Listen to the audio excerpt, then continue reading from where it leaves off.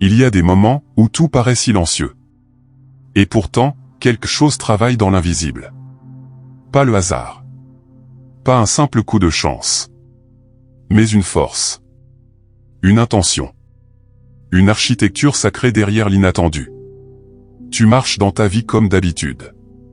Tu n'attends rien. Et soudain, quelqu'un apparaît. Pas avec fracas, mais avec une étrange évidence. Comme une note juste au milieu du chaos. Une vibration intérieure qui dit « Toi, je te reconnais ». Et là, sans comprendre pourquoi, tu sens que cette rencontre n'est pas comme les autres. Elle porte du poids. Du sens. De l'invisible devenu tangible. Et si ce n'était pas une coïncidence? Et si l'univers lui-même avait conspiré en silence pour que vos chemins se croisent? Carl Jung l'appelait la synchronicité. Des événements qui n'ont aucun lien logique, mais qui frappent ton âme comme un rappel. Tu penses à cette personne, elle t'écrit. Tu tombes sur une phrase, elle répond exactement à ce que tu traverses. Une chanson, un rêve, un lieu, tout se met à parler dans un autre langage. Pas celui de l'intellect. Celui de l'âme. Ce n'est pas la logique qui parle ici. C'est ton inconscient. Ton centre. Ton soi. Et l'univers, lui, te tend des miroirs. Premier signe, la synchronicité. Ce n'est pas un hasard. Ce n'est pas juste une suite d'événements étranges. Ce n'est pas non plus un simple hasard romantique. C'est un langage. Un murmure sacré. Un code que l'univers, Dieu, ou ton inconscient profond utilise. Pour attirer ton attention. Quand deux âmes sont appelées à se croiser. Non pour se posséder. Mais pour s'éveiller mutuellement. Alors la synchronicité entre en scène. Ce sont ces rendez-vous manqués, qui se rattrapent miraculeusement. Ces noms qui reviennent sans explication. Ces rêves étranges, cette chanson, ce lieu précis, cette heure répétée. Ces coïncidences insistantes qui te donnent la chair de poule. Et surtout, cette sensation que quelque chose est à l'œuvre. Même si rien ne semble rationnel. Tu ne l'inventes pas. Tu ne l'imagines pas. Tu ressens simplement une vérité invisible. Une vibration. Un appel. Mais attention. Ce langage n'est pas un jeu. Il ne cherche pas à te divertir. Il ne cherche pas à confirmer tes désirs. Il vient t'éveiller. Il ne dit pas « Voici ton âme sœur, vis heureux ». Il dit « Regarde. Observe. Interroge. Il y a quelque chose à comprendre. Quelque chose à transformer. Quelque chose en toi à devenir. » Car chaque rencontre synchronique n'est pas une promesse de relation, mais une invitation à l'évolution. Si tu écoutes, tu grandiras. Si tu t'accroches à l'illusion, tu souffriras. Car la synchronicité n'est pas là pour nourrir tes attentes, mais pour t'aligner avec ton destin. Deuxième signe, le miroir. Quand tu regardes l'autre, ce n'est pas seulement lui que tu vois. C'est toi, déguisé. Toi, à travers ses mots. Toi, à travers ses absences. Toi, à travers ce que son regard éveille de non résolus en toi. Tu crois être attiré par sa beauté, sa douceur, son mystère. Mais en vérité, tu es attiré par ce qu'il reflète. Un fragment de toi-même que tu as oublié, nié, ou longtemps cherché. Tu crois aimer cette personne. Mais souvent, tu aimes la part de ton âme qu'elle réveille. Et ça, Jung l'appelait la projection. Tu projettes sur elle ton besoin d'être sauvé. Ton rêve d'être compris sans parler. Ta soif d'amour inconditionnel que tu n'as jamais reçu. Elle devient ton miroir. Non pas un miroir de surface, mais un miroir d'ombre. Ce sont ces personnes-là qui nous attirent le plus intensément. Pas parce qu'elles sont parfaites, mais parce qu'elles touchent là où ça fait mal. Elles appuient sur des plaies que tu croyais guéries. Elles réactivent des mémoires enfouies. Elles réveillent l'enfant blessé, le parent intérieur, le rêveur et le survivant. C'est pourquoi ce type de lien est souvent déroutant, fascinant, bouleversant, incontrôlable. Parce qu'il ne flatte pas ton ego. Il confronte ton inconscient. Et tu as deux choix. Fuir dès que la douleur monte. Ou rester, observer, respirer, et te rencontrer enfin. Car ce miroir n'est pas une punition. C'est une invitation sacrée à t'unifier. À aimer même ce que tu avais rejeté. À devenir capable de relations sans illusion.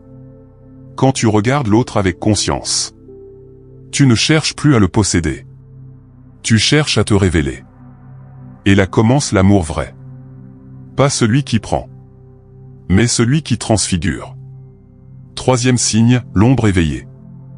L'univers ne t'unit pas à quelqu'un pour que tu sois à l'aise. Il ne cherche pas ton confort.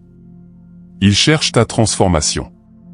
C'est pourquoi certaines rencontres, aussi belles soient-elles, viennent ébranler ton monde intérieur. Elles ne caressent pas ton ego. Elles réveillent ton ombre. Cette personne spéciale. Celle qui te bouleverse sans raison apparente. Qui entre dans ta vie comme un éclair. Réveille des parties de toi que tu pensais avoir enterrées. Elle touche ta jalousie primitive.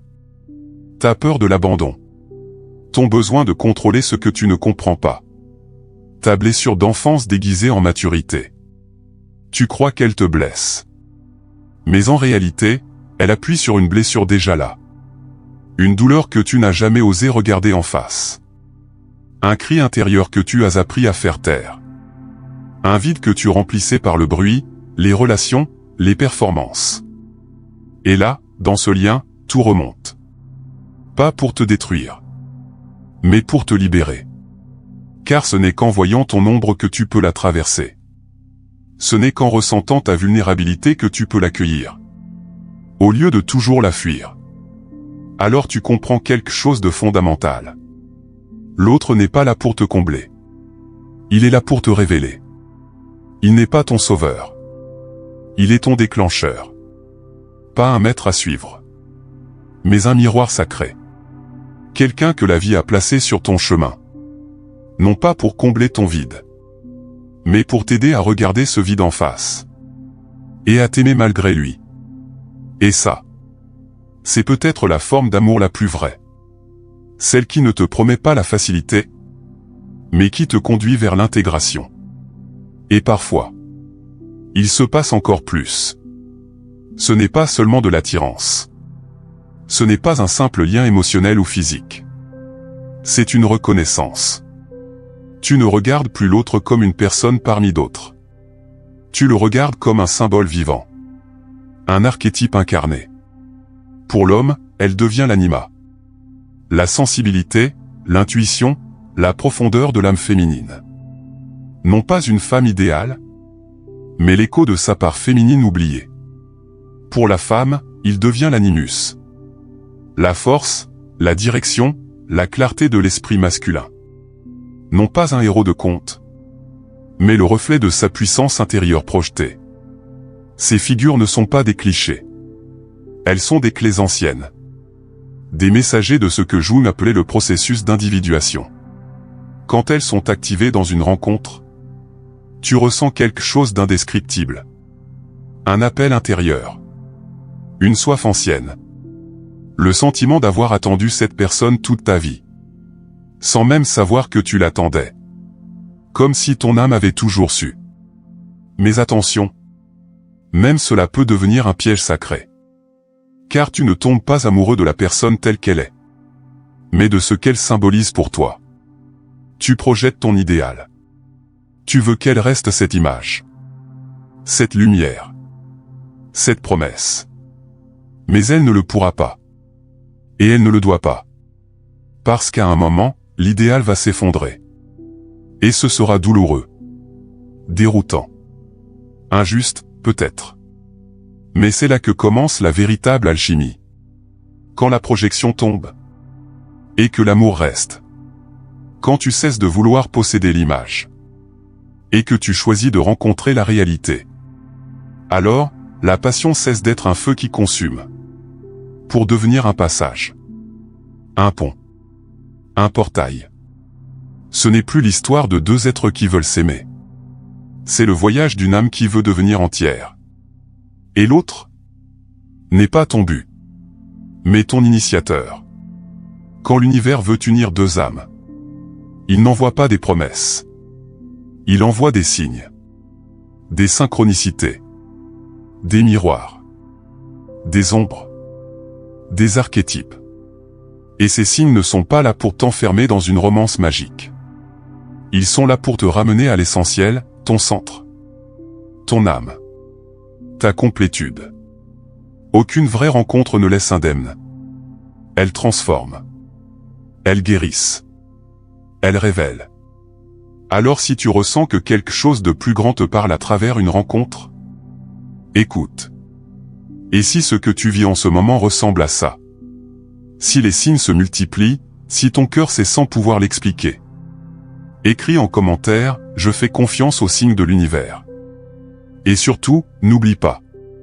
Le véritable amour ne te fait pas fuir de toi-même. Il te ramène exactement là où ton âme voulait aller.